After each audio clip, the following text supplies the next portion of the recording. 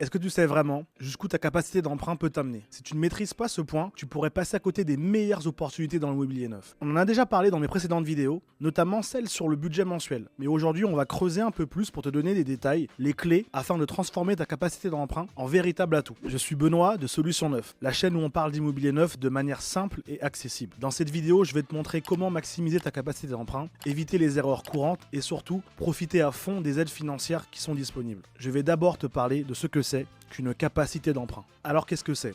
Tout simplement, c'est le montant, c'est le crédit que la banque va pouvoir t'octroyer. Ce crédit va se calculer en fonction de tes revenus, en fonction des charges que tu vas avoir dans ton quotidien et de l'apport que tu es capable de mettre ou pas dans ce projet. La banque, pour te calculer ta capacité d'emprunt, va toujours tenir compte d'un endettement maximum de 35%. Petit exemple, tu gagnes 3 000 € de revenus par mois, ton crédit, ta mensualité pourra être d'environ 1 050 €. Pour comprendre comment la banque va te calculer le montant de ton crédit, elle va également tenir compte de ce qu'on appelle le reste à vivre. Le reste à vivre, c'est quoi? C'est ce qui va te rester après tes charges, après tes dépenses du quotidien. La banque, en fait, a besoin de vérifier et de s'assurer que tu pourras vivre correctement une fois que tu auras payé ta mensualité de crédit. Pour cela, elle va tenir compte de plusieurs facteurs. Elle vérifiera que tes revenus sont stables, que tu es en CDI et que tu as des salaires qui rentrent régulièrement. Plus tu as d'apports à mettre dans ton projet et meilleures seront les conditions du crédit que la banque pourra t'offrir. Avec la banque, tu vas pouvoir adapter la durée de ton crédit, de ton financement. Plus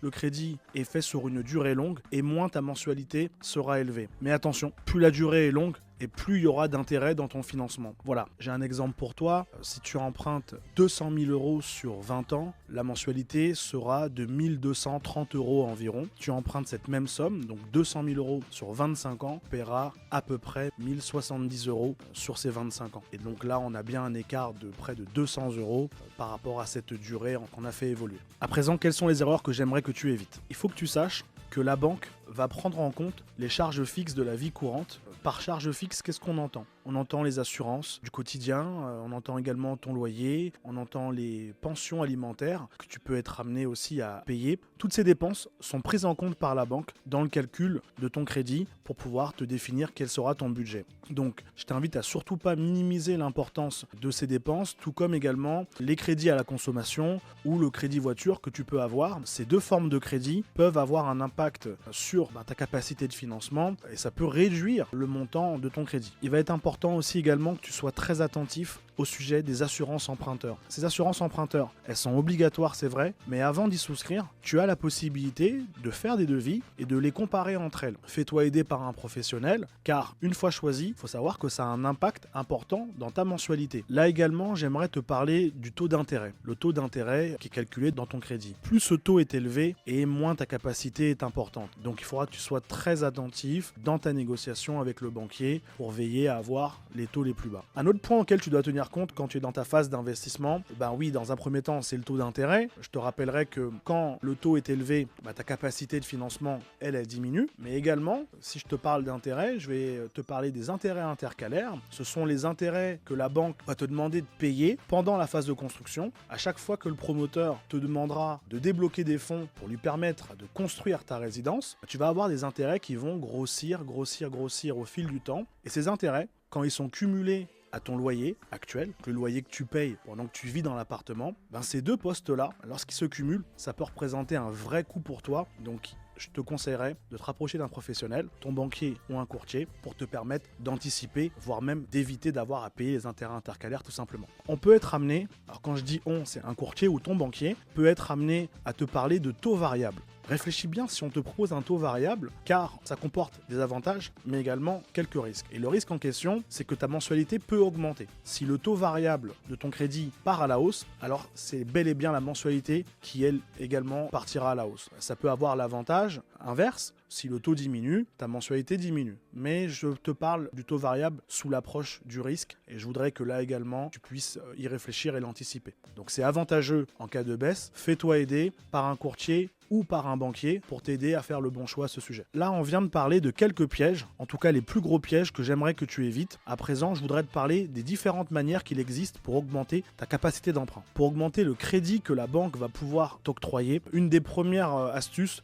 consistera à augmenter tes revenus. Oui, ça peut te paraître élémentaire, mais le fait d'augmenter tes revenus, d'avoir des revenus supplémentaires, je pense à des loyers, des revenus locatifs, ou peut-être également d'avoir un second job, une activité qui est stable, qui est durable. Cette approche te permettra de bonifier ton dossier et d'augmenter le financement que la banque pourra t'accorder. Deuxième approche peut consister aussi également à réduire les crédits, à effacer les dettes. Tout à l'heure, je t'ai parlé de crédit à la consommation, crédit auto. Les crédits sont en fait des boulets que tu as au moment où tu te présentes auprès d'un banquier. Le banquier qui tient compte de toutes tes charges va te demander par moment de rembourser tous ces petits crédits pour pouvoir augmenter ton budget. Une autre méthode pour augmenter ta capacité d'emprunt va consister à élever ton apport. Le fait d'augmenter ton apport va te permettre de faciliter la négociation que tu auras avec le banquier. Dans un moment comme celui-ci, tu es dans une phase d'achat, c'est crucial, sache que tu peux toujours demander à la famille de te donner un coup de pouce. Toujours pour augmenter ta capacité d'emprunt, sache qu'il existe des aides au financement, comme le prêt à taux zéro qui vient augmenter ton budget de financement considérablement. Tu as également des prêts, des aides sociales. Tu as sûrement dû entendre parler du prêt patronal ou du prêt employeur. Ce sont des prêts qui peuvent aller jusqu'à 40 000 € où le taux est réduit. Renseigne-toi sur Internet. Donc dans cet esprit, imaginons que tu empruntes 200 000 € par exemple. Tu vas pouvoir avoir jusqu'à 100 000 € à taux zéro. Voilà. Tu pourras aller chercher jusqu'à 40 000 € de prêt. Ce prêt, il te sera consenti Action Logement. Donc voilà, un prêt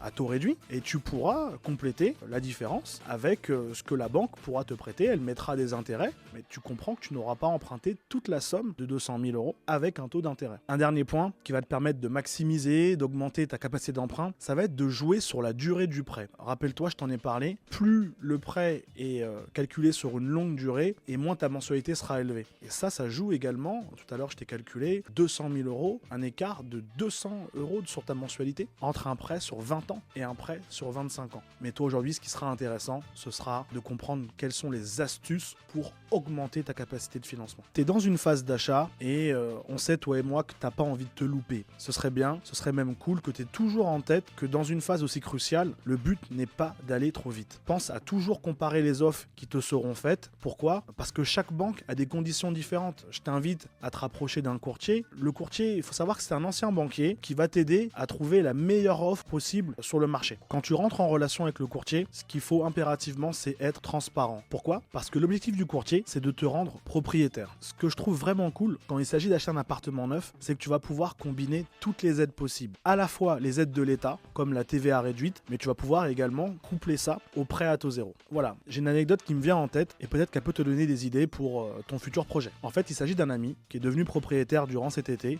et sa stratégie lui a permis d'augmenter sa capacité d'emprunt. Alors comment il y est arrivé ? Le temps nécessaire, sur plusieurs mois, il a tout simplement cumulé 2 emplois. Et le fait d'avoir ces 2 entrées de salaire, ça a permis en fait d'améliorer son profil et son banquier l'a vu différemment. Ça a permis à mon ami de montrer au banquier qu'il était capable d'épargner régulièrement et sur une longue durée. Plus cette épargne augmentait et plus l'apport a pu être important et quand il a sollicité le crédit au banquier, ça a tout de suite été plus facile pour lui. Donc cette vidéo touche à sa fin et pour te récapituler, on a cherché à comprendre comment optimiser ta capacité d'emprunt.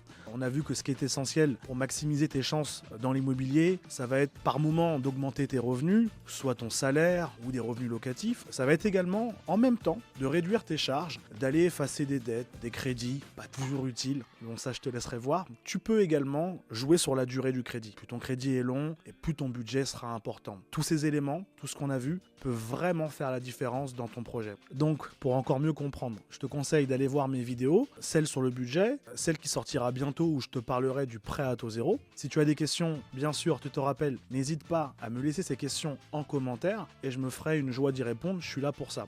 N'oublie pas de t'abonner pour toujours avoir mes conseils en matière d'immobilier neuf. À bientôt.